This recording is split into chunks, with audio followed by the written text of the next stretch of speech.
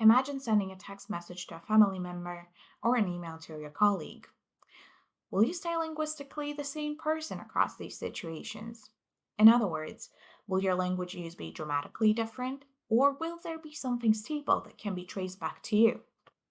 I can feel you thinking, okay, that's interesting at all, but how is this important?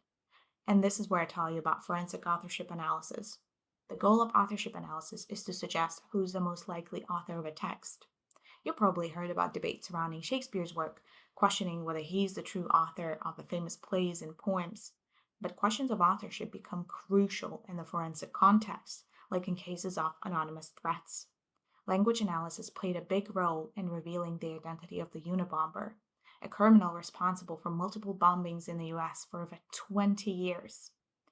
However, authorship analysis becomes extremely complicated when the texts in question are from different situations, like text messages, emails, or even handwritten notes. This is a serious problem, and even smart computational algorithms break under these situational pressures. Yet, no one is sure why. This is exactly what I'm trying to change. My aim is to conceptualize and analyze linguistic stability across situations and examine its links to personality. To do that, I collected personality data and a variety of language data coming from text messages, voice messages, picture descriptions, and interviews. First, I conceptualized stability to describe how frequently and consistently language patterns are used across situations, and then came up with a way to measure individual degrees of stability. Then, by using statistical analyses like correlations and regressions, I explored the relationships between that stability and personality.